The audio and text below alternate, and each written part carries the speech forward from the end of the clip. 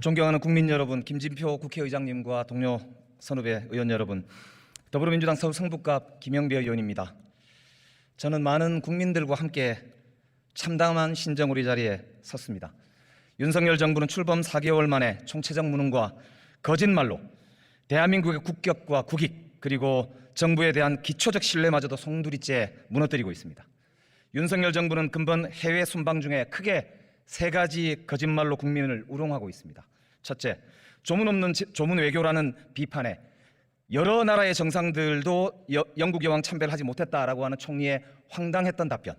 둘째, 한미 한일 정상회담을 홍보하더니 돌아온 것은 유례없는 구걸 외교로 국민들을 수치스럽게 만들었던 바로 대통령실의 거짓말입니다.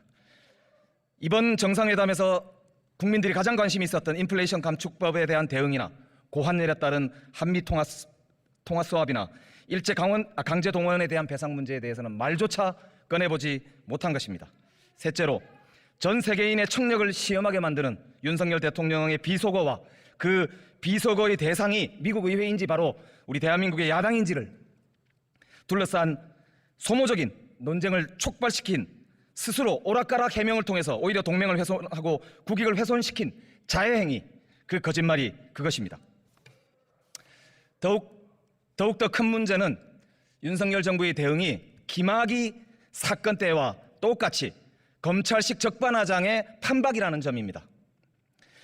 모든 국민들이 영상을 보고도 식별할 수 있었던 김학의의 얼굴을 모른다고 답변을 했던 검찰, 그리고 엉뚱한 수사판을 벌여서 국민의 눈과 귀를 가렸던 그 김학의 사건을 떠올리게 하는 똑같은 대응을 하고 있습니다. 심지어 유엔에서는 자유를 수분 한 번이라 말씀하시더니 국내에서는 정작 자유의 핵심인 언론을 겁박하고 심지어 고발하려는 이런 자세까지 보이고 있습니다. 적반하장의 전형이라고 할 수 있습니다. 사실 이번 사건은 대통령이 담백하게 사과하고 재발 방지에 조치를 취했으면 끝났지 않았을까 싶은 그런 문제이기도 합니다. 존경하는 국민 여러분, 오늘 미국 달러 환율이 2008년 글로벌 금융위기 이후 13년 만에 처음으로 1,400원을 넘어서 1,500원으로 향하고 있습니다. 주가도 2,200이 무너졌습니다. 심지어 IRA 대응을 기대했던 우리 국민들은 삼성, 현대차 등 IRA 관련된 기업들의 주식 가치마저 하락하는 모습을 지켜보고 있습니다. 절망과 절규 그 자체입니다. 무역 적자도 2008년 금융위기 때 그리고 1996년 외환위기 때 최고였던 마이너스 206억 달러보다도 더 큰 올해 9월까지만 해도 누적 무역 적자가 무려 292억 달러를 넘고 있습니다. 최근에 블룸버그 통신은 아시아에 25년 만에 제2의 외환위기가 올지 모른다는 기사를 냈습니다. 특히 한국의 원화와 태국의 바트화를 그 대상으로 지목하고 있습니다. 작년까지 코로나 팬데믹 이후에 가장 경쟁력 있는 경제 국가로 인정되던 대한민국이 이제 윤석열 정부 출범 5개월 만에 외환위기를 걱정해야 하는 처지에 몰려 있습니다.